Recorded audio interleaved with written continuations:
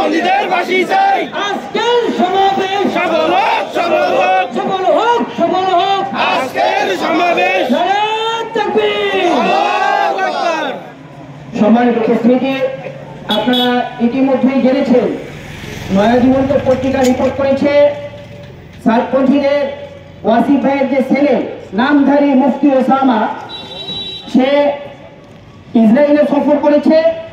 তার সাথে বাংলাদেশের চিত্রনায়ক অনন্ত জলি একই সঙ্গে তারা ইসরায়েলে সফর করে মোসাদের সাথে তাদের একটি সম্পর্ক তৈরি হয়েছে। আমরা চাই যারা ইসরায়েলে সফর করে বাংলাদেশের তাবলীগকে নষ্ট করতে চায়, এই বাংলায় তাদের কোনো ঠাঁই দেওয়া হবে না। যারা ভারতের এজেন্ডা বাস্তবায়ন করতে চায়, এই বাংলায় তাদের কোনো স্থান দেওয়া হবে না।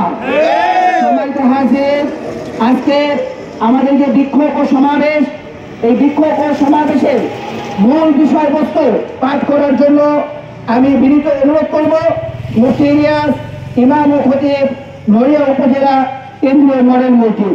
আমি জনাবকে আজকে আমাদের বিক্ষোভ ও সমাবেশের মূল বিষয়বস্তু পাঠ করার জন্য অনুরোধ করছি। বিসমিল্লাহির রহমানির রহিম।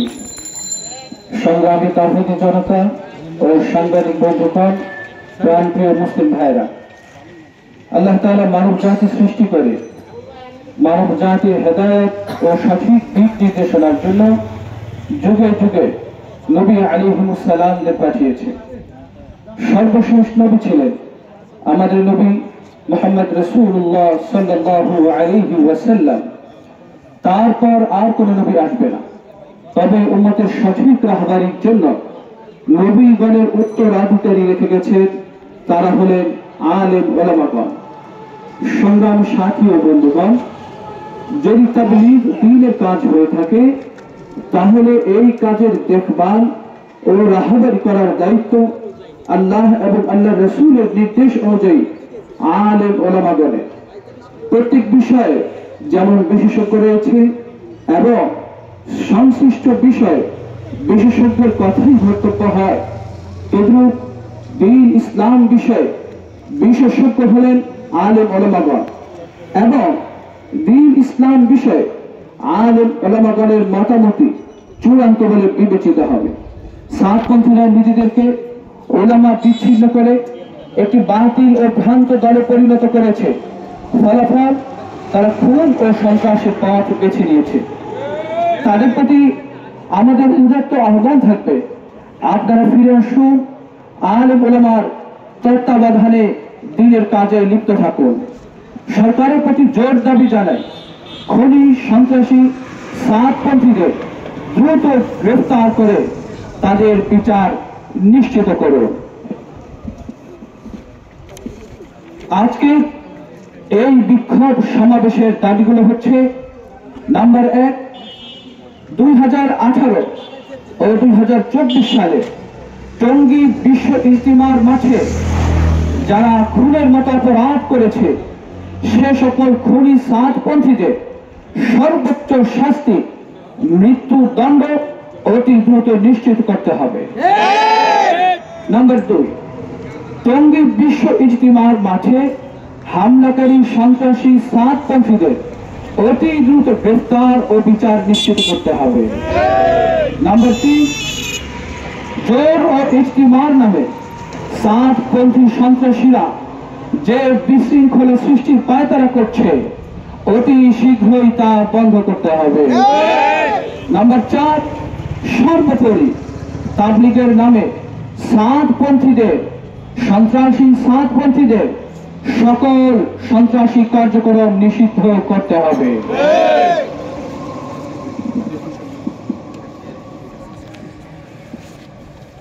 সংগ্রামী সাথী ও বন্ধুগণ, এই পর্যায়ে আমরা মিছিলে বের হব। মিছিলের আগে আমরা স্লোগানগুলো জানিয়ে দিচ্ছি। প্রথম স্লোগান হবে সমাবেশ সম্পর্কে গুরুত্বপূর্ণ আলোচনা পেশ করবে মুফতি মানসুরুল হক ঢাকা। মুফতি মানসুরুল হক ঢাকা। আমি জনাবকে শান্তির পথ দেখানো। আজকেই তারা সারা পৃথিবীব্যাপী অশান্তি সৃষ্টি করে যাচ্ছে। সেই 2018 সালের 1 ডিসেম্বরে,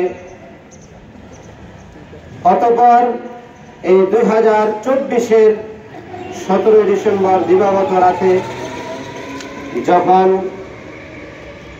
এই দাওয়াত ও তাবলীগের সাথীরা ইবাদতে মগ্ন ছিল, তাহাজ্জুদে জায়নামাজে আল্লাহর কাছে রোজাদারিতে লিপ্ত ছিল, এই সময় ওই এতাতি সন্ত্রাসীরা তাবলীগের নাম ধারণ করে নিরস্ত্র ইবাদত গুজার আমাদের সাথী ভাইদের উপরে আক্রমণ করে বসে সেখানে 4 জন মুসলিম তাবলীগের সাথী তাদেরকে নৃশংসভাবে হত্যা করে। আরো মিশরার অন্তর্ভুক্ত সাধারণ তাবলীগের সাথীগণ, উলামায়ে কেরামগণ, অপরদিকে ছিল এতাতি সন্ত্রাসী। তারা তাদের মিথ্যা দাবি দাওয়া নিয়ে তারা জোর করার মানুষে সেখানে একত্রিত হয়েছিল এবং তারাই পরবর্তী ভোরে মাঠ দখল করে নিয়েছিল। তাহলে তৃতীয় কোন পক্ষ সেখানে আক্রমণ করল? সম্মানিত উপস্থিতিগণ, আজকে আমরা গভীর বেদনা নিয়ে অন্তরের আজকে আমাদের রক্তক্ষরণ হচ্ছে, যেখানে আজকে সাধারণ মুসলমানগণ দিনের একটা হক মেহনত মনে করে এই তাবলীগের সাথে যুক্ত হয়েছিল। আজকে এই এতাতি সন্ত্রাসীদের কারণে সাধারণ মুসলমানরা আজকে হক জামাত থেকে দূরে সরে যাচ্ছে। আলহামদুলিল্লাহ রাব্বিল আলামিন ওয়াসসালাতু ওয়াসসালামু আলা রাসূলিহিল কারীম। قال الله تعالى في كلامه المجيد وفي فرقانه الحميد: قل هذه سبيلي إلى الله أدعو إلى الله على بصيرة أنا ومن اتبعني وسبحان الله وما أنا من المشركين. وقال رسول الله صلى الله عليه وسلم في الحديث الشريف: الدين النصيحة أو كما قال عليه الصلاة والسلام. সম্মানিত উপস্থিতবৃন্দ, আমরা আজকে যারা এখানে উপস্থিত হয়েছি, আমরা সকলেই জানি সারা বাংলাদেশ সহ পৃথিবীর সকল উলামায়ে কেরাম দ্বীনের জন্য সর্বদা তারা আমাদেরকে সঠিক পথ দেখিয়েছেন। ঠিক তেমনি ভাবে দাওয়াত ও তাবলীগের মেহনত মাওলানা ইলিয়াস রহমাতুল্লাহ আলাইহি যে মেহনত শুরু করেছিলেন, উলামায়ে কেরাম সর্বদাই এই মেহনতকে তত্ত্বাবধান করে সঠিকভাবে তারা পরিচালনা করার জন্য চেষ্টা করেছিলেন, করতেছেন এবং ভবিষ্যতেও করবেন। সম্মানিত হাজিরিন, সেই ধারাবাহিকতায় উলামায়ে কেরাম দেখলেন যখন ভারতের মাওলানা সাদ সাহেব দ্বীনের বিষয়ে বিভিন্ন বিষয়ে ভুল ত্রুটি বর্ণনা করা শুরু করছেন, কোরআনের তাফসীর অপব্যাখ্যা করা শুরু করছেন, উলামায়ে কেরাম তাকে সুন্দরভাবে শুধরে দিলেন। যখন মাওলানা সাদ সাহেব তার ভুল থেকে বেরিয়ে আসতে পারলেন না, তখন উলামায়ে কেরাম সকল দাওয়াত তাবলীগের মেহনতের সাথী ভাইদেরকে সতর্ক করে দিল। সম্মানিত হাজিরিন, সেই ধারাবাহিকতায় আমরাও নড়িয়া সহ শরীয়তপুরের সকল মুসল্লি, সকল মুমিন, সকল তাবলীগের সাথী ভাইদেরকে বলতে চাই, আমরা ভ্রান্ত সাতপন্থীদের থেকে আমরা বেঁচে থাকি। আল্লাহর দেওয়া দ্বীন, যেটা আল্লাহ কোরআনে কারীমের মধ্যে বলেছেন, হে নবী আপনি বলে দিন, হাদিহি সাবিলি আদউ ইলাল্লাহ, এই পথ আমার পথ, এই দ্বীনের পথ আমার পথ, আমি মানুষকে আল্লাহর পথে বুঝে শুনে আহ্বান করতেছি। সম্মানিত হাজিরিন, উলামায়ে কেরাম আপনাদের সকলকে দ্বীনের সঠিক পথে থাকার জন্য আহ্বান করতেছেন। আমরা ইনশাআল্লাহ আলেমদের সাথে থাকার জন্য সবাই রাজি আছি তো ভাই? ইনশাআল্লাহ আমরা বলতে পারি, আলেম ওলামা যেখানে আমরা আছি সেখানে, ওলামা যেখানে আমরা আছি সেখানে। তাকবীর! কোরআনের আলো ঘরে ঘরে জালো, আল হাদিসের আলো ঘরে ঘরে জালো। ফাঁসি চাই, ফাঁসি চাই, পন্থীদের ফাঁসি চাই, ফাঁসি চাই, ফাঁসি চাই, বিচার চাই, বিচার চাই, বিচার চাই। আমরা প্রশাসনের কাছেও বলতে চাই, আপনারা যারা টঙ্গীর ময়দানে মানুষ খুন করেছে, এই খুনিরা কিভাবে বাইরে থাকতে পারে? এখনো আপনারা কেন তাদেরকে গ্রেফতার করেন না? আমরা এই দাবি জানিয়ে দিতে চাই। তারা আজকে 3 থেকে 4 জন শহীদ করেছে এবং শত শত মুসল্লিদেরকে আহত করেছে। যদি আপনারা তাদেরকে ছেড়ে দেন, কিন্তু সামনে আবারও হামলা করবে। সময় দেখা যে এই হামলা থেকে বাংলার জমিনকে পবিত্র রাখার জন্য কোন মুসলমানের রক্ত যেন বাংলার জমিনে ঝরতে না পারে, এজন্য আমরা এই দাবি করতেছি অতি দ্রুত সাতপন্থীদেরকে বিচারের আওতায় এনে সাধারণ মুসল্লি এবং ওলামা ইকরামকে তাবলীগের মেহনত সুন্দরভাবে করে দেওয়ার জন্য সুযোগ করে দেওয়া হোক। আমিন ওয়া আখিরু দাওয়ানা আলহামদুলিল্লাহি রাব্বিল আলামিন। মাওলানা জহিরুল ইসলাম ইমাম ও খতিব মাদবর বাজার জামে মসজিদ। السلام عليكم ورحمة الله وبركاته. الحمد لله وحده والصلاة. আমরা অন্য নাম ধারণ করুন, তাবলীগের নাম দিয়ে দ্বীনের কথা মানবেন না, এ কথা হতে পারে না। আর যখন ওলামা ইকরাম দ্বীনের ব্যাপারে তারা মূলনীতি বর্ণনা করে, তাদের সাথে আজকে আমাদের বিরোধ, আজকে তাদের সাথে আমাদের করবে। কোরআন হাদিসের মধ্যে এই মাওলানা সাহাবাকে ধারণ করে দ্বীনের অপব্যাখ্যা করা শুরু করেছে। নাম্বার 3, এই দাওয়াত ও তাবলীগের মতো একটি সুশৃঙ্খল মেহনতের মধ্যে যে সেখানে তিনি নতুন নতুন ধারা, নতুন নতুন নিয়ম নিজের বলে এবং নিজের মন গড়া ভাবে তিনি ঢুকিয়ে দিতে চাচ্ছেন।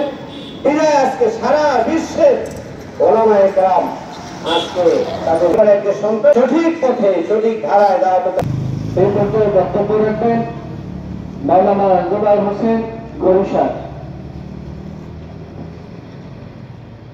বিসমিল্লাহির রহমানির রহিম। এবং কিয়ামত পর্যন্ত এমন হজ আবার তাদের মাঝে এরকম দেখা দিবে, বাকি এই হজের সামনে একটা নিতে পারেন। এই দাওয়াত তাবলীগের এই কাজকে সামনে আগায় নেওয়ার জন্য আমাদেরকে সুন্দরভাবে দিয়েছেন। সুতরাং যে বাতিল দিয়েছে এই বাতিল হয়ে যাবে, নিতন আবুদ হয়ে যাবে, গুলিশাদ হয়ে যাবে। এজন্য আমরা সকলে সচেতনের সাথে দক্ষতার সাথে ইনশাআল্লাহ দাওয়াত তাবলীগের মেহনতকে সামনে আমরা আগায় নিয়ে দেবো। আল্লাহ তাআলা আমাদের সবাইকে তৌফিক দান করুন। বক্তব্য রাখার জন্য অনুরোধ করছি মোহাম্মদ সেলিম হোসেন, সহকারী শিক্ষক, বড়শ্বর উচ্চ বিদ্যালয়। ওলামায়ে কেরামদের মাঝখানে দাঁড়িয়ে কিছু কথা বলাটা ঠিক দিয়েছেন। তো আজকে যে কথাটা না বললেই নয়, সেটা হচ্ছে সভ্যতার শুরু থেকেই একত্রিত হয়েছেন। তো সেখানে বারবারই কাফের মুশরিকদের একটা সম্মিলিত শক্তি মুসলমানদের মধ্য থেকে দাঁড় করিয়েছেন ওই মেহনতকে নস্যাৎ করার জন্য। আমরা দেখেছি মিশরে আনোয়ার সাদাতকে যখন নোবেল পুরস্কার দেওয়া হলো, আনোয়ার সাদাতকে নোবেল পুরস্কার এই জন্য দেওয়া হয়েছিল, উনি মুসলমানদের বিরুদ্ধে অবস্থান নিতে পেরেছিলেন মুসলিমদের দেশে দাঁড়িয়ে। আমরা দেখেছিলাম তুরস্কের মুস্তফা কামাল আতাতুর্ককে যখন এত বড় বড় পুরস্কারে ভূষিত করা হলো, বিশ্বের বড় বড় নেতৃত্বদের সাথে তাকে সামনে নিয়ে আসা হলো, এটা শুধু এজন্য হয়েছিল মুস্তফা কামাল আতাতুর্ক, মুফতি ওবায়দুল্লাহ সাহেব কিতাব লিখেছেন আফগানিস্তান আমি আল্লাহকে দেখেছি। এই কিতাবে ওনার ভালো ভালো কিছু কাজের কথা আছে। যখন তিনি দিনের জন্য বেশ কিছু কুরবানি এবং মুজাহাদা শুধুই আল্লাহ সুবহানাহু ওয়া তাআলার জন্য পেশ করতে পেরেছিলেন এবং ওনার একটা গ্রহণযোগ্যতা তৈরি হয়েছিল, তখন কাফের মুশরিকদের সম্মিলিত শক্তি তারা বুঝে গেল যে মুসলমানদের মধ্যে যদি ওদের মধ্য থেকেই একজনকে বের করে নিয়ে আসা যায়, তাহলে মুসলমানদের এই মেহনতকে ছিন্ন বিচ্ছিন্ন করে দেওয়া সম্ভব। বাস্তবতা তাই হয়েছিল। হযরত রহমাতুল্লাহ যখন জীবিত ছিলেন, তখনও ভারতীয় উপমহাদেশে দ্বীনের নামে অন্যান্য অনেক মেহনতি ছিল। হযরত রহমাতুল্লাহের সাথেও এই ধরনের প্রস্তাব নিয়ে আসা হয়েছিল, কিন্তু হযরত রহমাতুল্লাহ কোনোভাবে এটা মানতে রাজি হননি। এবং আমাদের তৎকালীন যে উলামায়ে কেরাম ছিলেন, রফুল হাসান সাহেব, তারপর মুফতি কুতুবউদ্দিন সাহেব এবং অন্যান্য উলামায়ে কেরাম যারা ছিলেন, তারা কেউ এই ধরনের কুপ্রস্তাবে রাজি হননি। তো আমরা দেখেছি তারা বারবারই 2010 সালে অস্ট্রেলিয়াতে তারা একটা সম্মেলন করেছিল যে সারা পৃথিবীতে মুসলমানদের যে হকের মেহনত চলে, এই হকের মেহনতগুলির মধ্যে কারা কারা মুসলমানদের জন্য ভালো আর কারা কারা কাফের মুশরিকদের জন্য অত্যন্ত ক্ষতিকারক। এখানে 8টা পয়েন্ট এসেছিল। 8 নম্বর পয়েন্ট ছিল দাওয়াত ও তাবলীগের মেহনত। এগুলি আমরা ঢাকা বিশ্ববিদ্যালয়ের ডক্টর আব্দুল আল স্যারের কাছ থেকে শুনেছিলাম এবং একটা সময় জানতাম যে এই মেহনতকে ভেঙে টুকরা করা হবে। তো বাস্তবতা আমরা 2018 সাল থেকে দেখেছি, কিন্তু এই ধারাবাহিকতা 18 সালে শুরু হয়নি। আমরা এর আগেও দেখেছি কাদিয়ানী নামে যে মেহনতটা ছিল, উনি কিন্তু ব্যক্তিগতভাবে বেশ আল্লাহওয়ালা মানুষ ছিলেন, আজান দিয়ে নামাজ পড়তেন, তারপর তাকে এই মেহনতকে বিচ্ছিন্ন করে দেওয়ার জন্য মুসলমানদের মধ্য থেকে তাকে দাঁড় করে দেওয়া হয়েছিল। আমরা দেখেছিলাম ইরানের যে বাহাউল্লাহ ছিলেন, উনিও ধার্মিক মানুষ ছিলেন, ওনাকে দাঁড় করানো হয়েছিল এই মেহনতকে ভেঙে দেওয়ার জন্য। ঠিক একইভাবে আমাদের যত হক্কানি পীরের মেহনত আছে, এরা বেশিরভাগই শুরুতে হকপন্থী ছিলেন, পরবর্তীতে তারা এরকম দিনের পর থেকে বিচ্ছিন্ন হয়েছেন এবং মুসলিম উম্মাহ তাদের থেকে মুখ ফিরিয়ে নিয়েছে। অবশ্যই মাওলানা সাদ সাহেব উনিও দিনের অনেক বড় রাহাবারি ছিলেন, এ কথা আমরা অস্বীকার করি না। তো তারা এটা বেছে নিয়েছে যে এই ব্যক্তিকে দিয়ে যদি এই মেহনতকে ক্ষতি করানোর চেষ্টা করা হয় তাহলে এই মেহনতকে ক্ষতি করা সম্ভব। ওদের ধারণা আর বাস্তবতা মিলে গেছে, যার কারণে এদেশের যত সমস্যা আছে আজকে আমাদেরকে বুঝে নিতে হবে। প্রতিটি সমস্যার গোড়ায় সাইদ খান সাহেব পালনপুরি রহমতুল্লাহ কথা ইঙ্গিত দিয়ে গেছেন। আমাদের ফখরে বাঙ্গাল আল্লামা তাজুল ইসলাম সাহেব রহমতুল্লাহ একই কথা বলছেন। এরা সবাই আল্লামা কাসেম নানুতুবি রহমতুল্লাহকে জমের চেয়ে বেশি ভয় করতেন। ভিন্ন কোনো কিছু করার চেষ্টা করবে, যদিও সেটা মাওলানা সাদ সাহেবের নামে শুরু হয়েছে আর বাংলাদেশে তার দোষর হচ্ছে। আমাদের বুঝে নিতে হবে এদের যত সমস্যাই আছে সব সমস্যার মূলে হলো ওই ভারত আর মোসাদ। সত্যবাদী বিশ্বাসী খাঁটি মুসলমান, ধর্মপ্রাণ মুসলমান এবং মুসলমানদের ঈমান আমলকে বিশুদ্ধভাবে আমল করার জন্য আপ্রাণ চেষ্টা করে এবং মুসলমানদের সেরে তাজ হযরত উলামায়ে কেরাম যে ইসলাম ধর্মকে সারা বিশ্বের মধ্যে কিভাবে ছড়িয়ে ছিটিয়ে দেওয়া যায় এই ব্যাপারে সুন্দরভাবে যেই একটা মাধ্যম দাওয়াতে তাবলীগের মাধ্যমে সুন্দর সুচারুরূপে সারা বিশ্বের মধ্যে এই দাওয়াতি কাজ চলমান ছিল। এই একটি বিশুদ্ধ দাওয়াতি কাজের মধ্যে বিঘ্নতা সৃষ্টিকারী যে কয়েক বছর ধরে সারা বিশ্বের মধ্যে এই মোবারক কাজের মধ্যে বিঘ্নতা সৃষ্টিকারী সাদ সাহেব সহ এবং তার অনুসারীরা সারা বিশ্বের মধ্যে মুসলমানদের ভিতরে একটা বিভ্রান্তি ছড়িয়ে দিয়েছেন। এজন্য আমরা সকলে জানি সর্বশেষ যে তাদেরকে অনতি বিলম্বে তাদের লিডার যারা আছে ওয়াসিফুল ইসলাম সহ যারা আছে তাদেরকে গ্রেফতার করা হোক এবং তাদেরকে রিমান্ডে নিয়ে তাদের সাথে তাদের দোষর কারা কারা আছে ওই হিসেবে তাদেরকে বিচার করা হোক। এই দাবি নিয়ে আজকে আমি এই কর্মসূচি থেকে আমার বক্তব্য শেষ।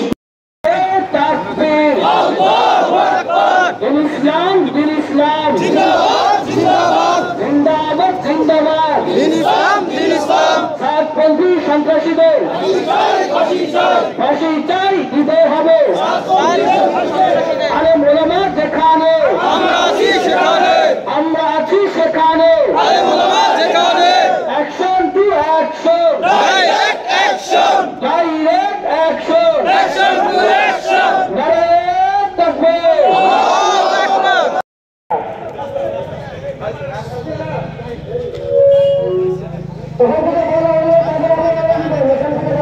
ভাই ভাই স্লোগান ধরেন, হুজুর হুজুর ভিতরে ঢোকেন, ভিতরে ঢোকেন।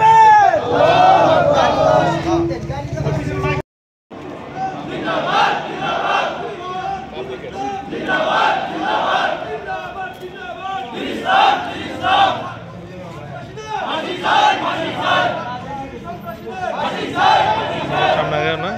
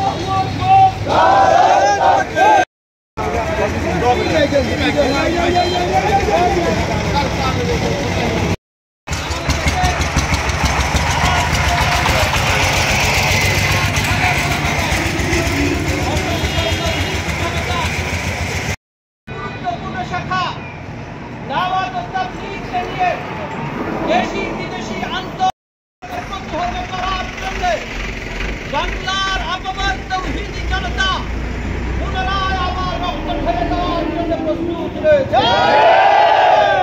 আজকের এই বিক্ষোভ সমাবেশ থেকে আমরা দেশকে খুন ও আহত করেছে তাদেরকে অতি দ্রুত গ্রেফতার করে সর্বোচ্চ শাস্তি ফাঁসি নিশ্চিত করতে হবে।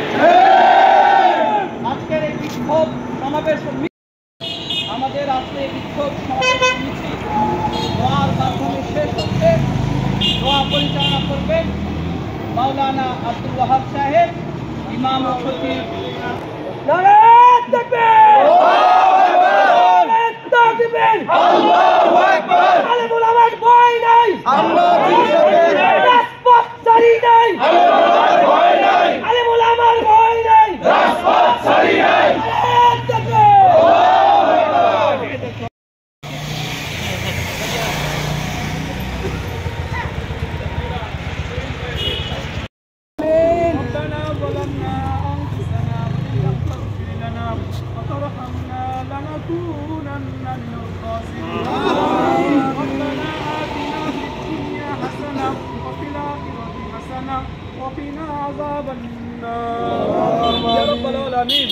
আমরা বিভিন্ন জায়গা থেকে মুসলিম কেরাম আলেম ওলামা এবং ভাইদেরকে নিয়ে জুমার নামাজ পড়ে একটি বাতিলের বিপক্ষে, সন্ত্রাসের বিপক্ষে বিক্ষোভ সারা বাংলাদেশের ভিতরে হইতেছে।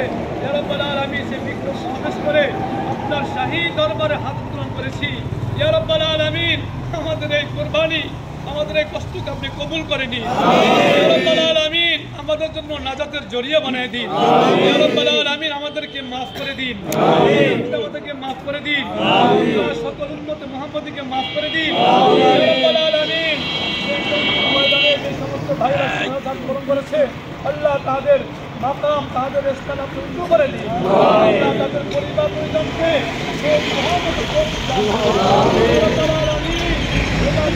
বানায় দিন। যে সমস্ত সন্ত্রাসীরা আল্লাহ যে সমস্ত সন্ত্রাসীরা এই কার্যক্রম করেছে তাদের কাছে হেদায়েত দান করুন।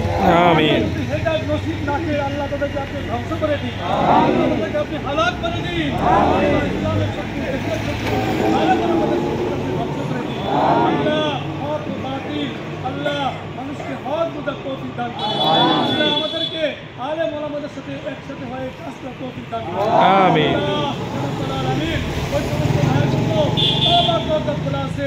আল্লাহ যখন আমরা দোয়া করি তার জন্য তওবা করে ফিরে আসে আল্লাহ। আবারও ফরিয়াদ আমাদের এই পরিজনকে ধৈর্য ধারণ করার তৌফিক দান করুন। আলেম ওলামাদের সাথে মিল রেখে আল্লাহ কাজ চালিয়ে যেতে পারে সেই তৌফিক দান করুন। ইরহামহুমা কামা রাব্বায়ানি সগীরা হাসবুনাল্লাহু ওয়া নি'মাল ওয়াকিল নি'মাল মাওলা ওয়া নি'মান নাসীর ওয়া উফাউযু আমরি ইলাল্লাহ ইন্নাল্লাহা বাসীরুম বিল ইবাদ সুবহানা রাব্বিকা রাব্বিল ইজ্জাতি আম্মা ইয়াসিফুন ওয়া সালাmun আলাল মুরসালিন আলহামদুলিল্লাহি রাব্বিল আলামিন।